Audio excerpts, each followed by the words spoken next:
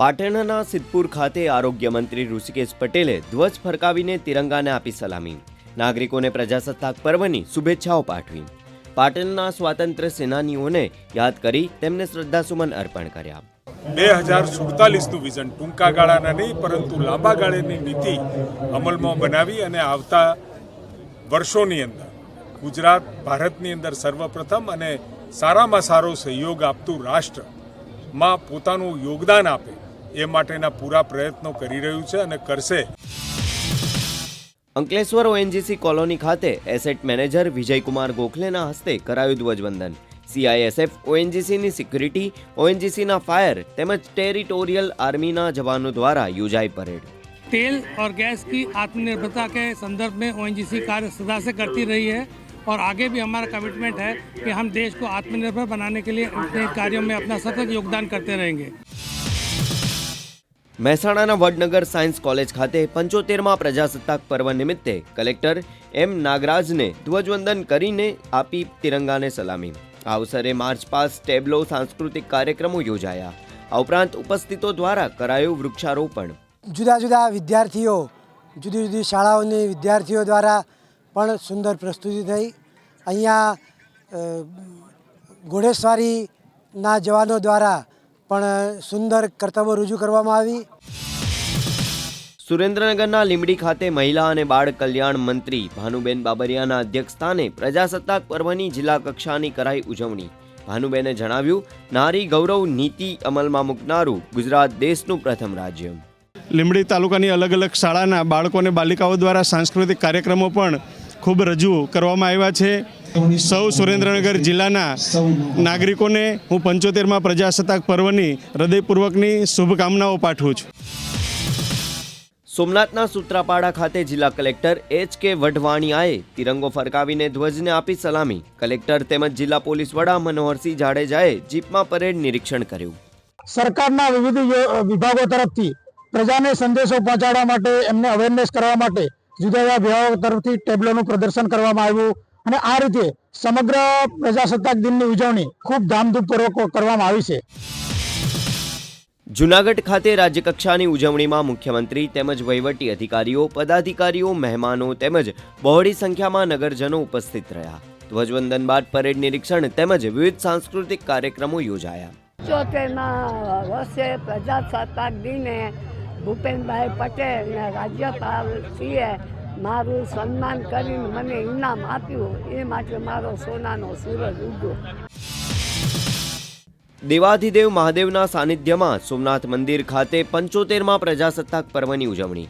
સોમનાથ પરિસરમાં general manager Vijaysinh Chavda હસ્તે ધ્વજવંદન કરવામાં આવ્યું. SRP, GRD ટ્રસ્ટનો સલામતી સ્ટાફ તેમજ સોમનાથ સંસ્કૃત પાઠશાળાના ઋષિકુમારો જોડાયા. ધ્વજવંદન કરી ભારત માતાને વંદન તેમજ સરદાર સાહેબને પુષ્પાંજલિ અર્પણ કરવામાં આવી હતી. તેમજ ભગવાન સોમનાથજીના વિશેષ તિરંગા શૃંગાર કરવામાં આવશે અને શ્રી સોમનાથ મંદિરને તિરંગા લાઇટિંગથી આજે સુશોભિત કરવામાં આવશે. દાહોદ જિલ્લાનો પ્રજાસત્તાક પર્વ સંજેલી તાલુકાની સિલપન હાઈસ્કૂલ ખાતે ઉજવાયો. ધ્વજવંદન બાદ સુરક્ષા જવાનોની વિવિધ પાક દ્વારા યોજાયેલી પરેડનું નિરીક્ષણ કર્યું.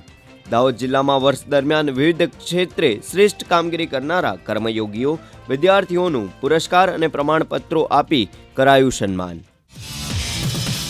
છોટાઉદેપુરના સંખેડા ખાતે પ્રજાસત્તાક દિનની ઉજવણી. જિલ્લા કલેક્ટર સ્તુતિ ચારણે ધ્વજવંદન કર્યા બાદ પરેડનું નિરીક્ષણ કર્યું હતું. આ અવસરે સરકારની નલ સે જલ યોજના સહિતની મહત્વાકાંક્ષી યોજનાઓના ટેબ્લોનું કરાયું નિદર્શન. 75મા ગણતંત્ર દિવસનો જિલ્લા કક્ષાનો કાર્યક્રમ સંખેડા ખાતે યોજવામાં આવ્યું છે અને આજના એ શુભ દિવસે હું છોટાઉદેપુર જિલ્લાના બધા જ લોકોને, રાષ્ટ્રના લોકોને ખૂબ ખૂબ શુભકામના પાઠવું છું. વડોદરામાં પ્રતાપનગર પોલીસ હેડક્વાર્ટર ખાતે 75મા પ્રજાસત્તાક પર્વની ઉજવણી. પોલીસ કમિશનર અનુપમસિંહ ગહેલોતે રાષ્ટ્રધ્વજ ફરકાવીને સલામી આપી. મહિલા પોલીસ, સી ટીમ સહિત પોલીસના વિવિધ વિભાગો દ્વારા પરેડ યોજાઈ. બધા લોકો જો અલગ અલગ પ્રકારના ખૂબ સરસ જો પરેડના જો નિદર્શન કરે છે અને ત્યારે અમે ઘણા બધા અમારા એવા અધિકારીઓ અને કર્મચારીઓ છે જો કે પૂરા વર્ષ દરમિયાન ખૂબ સરસ કામગીરી કરી છે. આ પૈકી અમુક લોકોને અહીંયા બિરદાવવામાં પણ આવેલા છે. વડોદરાના સિનોર ખાતે જેસી પટેલ હાઈસ્કૂલમાં પ્રજાસત્તાક દિનની ઉજવણી. જિલ્લા કલેક્ટર અતુલ ગોરે ધ્વજ ફરકાવીને તિરંગાને સલામી આપી. કાર્યક્ષેત્રમાં શ્રેષ્ઠ યોગદાન આપનાર કર્મનિષ્ઠોનું કલેક્ટર અને અન્ય મહાનુભાવોના હસ્તે પ્રશસ્તિપત્ર આપી સન્માન કરાયું. સરકારશ્રીની વિવિધ યોજનાઓના ટેબ્લો રજૂ કરવામાં આવ્યા અને આ ઉમંગભેર ઉજવાયેલા પ્રસંગના કારણે શિનોરના જે બાળકોએ ભાગ લીધો છે તેમના ચહેરાનો આનંદ અને તેમનામાં જે પ્રેરણા આવી રહી છે તે ખૂબ આપણા માટે પ્રેરણારૂપ છે. અમદાવાદના ગોતા વિસ્તારમાં આવેલા શ્લોક પરિસર ફ્લેટમાં પ્રજાસત્તાક દિવસની કરાઈ ઉજવણી. પ્રજાસત્તાક દિવસની પૂર્વ સંધ્યાએ રમતોત્સવનું કરાયું આયોજન. સ્થાનિકોએ ઉત્સાહભેર લીધો ભાગ. મોરબી જિલ્લામાં માળિયા તાલુકાના ખાખરેચી ગામે 75માં પ્રજાસત્તાક પર્વની ઉજવણી. જિલ્લાના પ્રભારી મંત્રી પ્રફુલભાઈ પાનસેરિયાએ ધ્વજ ફરકાવીને સલામી આપી હતી. તેઓએ પરેડનું નિરીક્ષણ કર્યું. જિલ્લા વહીવટીતંત્ર દ્વારા વિવિધ ટેબ્લોનું આયોજન.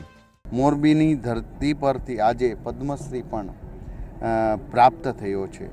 51 જેટલા બુક્સ લખી છે અને અનેક સંશોધનો કર્યા છે આયુર્વેદમાં. એમની નાનકડી એવા ગામોની અંદર પણ સરકારે નોંધ લઈ.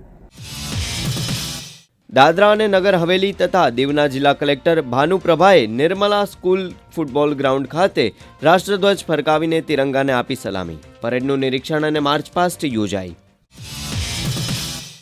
મહીસાગર જિલ્લાનો પ્રજાસત્તાક પર્વ બાલાસિનોર સીડ ફાર્મ ખાતે ઉજવાયો. પંચાયત અને કૃષિ રાજ્યમંત્રી બચુભાઈ ખાબડે ધ્વજવંદન કરી ત્રિરંગાને સલામી આપી. આ અવસરે જિલ્લાના વિવિધ વિભાગો દ્વારા ટેબ્લોનું પ્રદર્શન, વિવિધ શાળાના બાળકો દ્વારા સાંસ્કૃતિક કાર્યક્રમ અને પ્રમાણપત્ર વિતરણ કરવામાં આવ્યું. જે લોકોએ સારી કામગીરી કરી છે એને આજે ઇનામ અને સર્ટિફિકેટનું પણ વિતરણ કર્યું છે અને કૃતિઓ પણ આજે બાળકોએ 10 જેટલી રૂબરૂ અમને કરી છે એને પણ બાળકોએ જોઈ છે, એ પણ આજે આનંદ માને છે. અરવલ્લી જિલ્લાનો જિલ્લા કક્ષાનો પ્રજાસત્તાક પર્વ બાયડ ખાતે યોજાયો હતો. જિલ્લા કલેક્ટર પ્રશસ્તિ પારીકે ધ્વજવંદન કરીને તિરંગાને સલામી આપી. કાર્યક્રમમાં વિવિધ ક્ષેત્રે વિશિષ્ટ પ્રદાનકર્તાઓનું સન્માન કરાયું. પ્રજાસત્તાક પર્વની ઉજવણી નિમિત્તે સુંદર સાંસ્કૃતિક કાર્યક્રમ યોજાયો.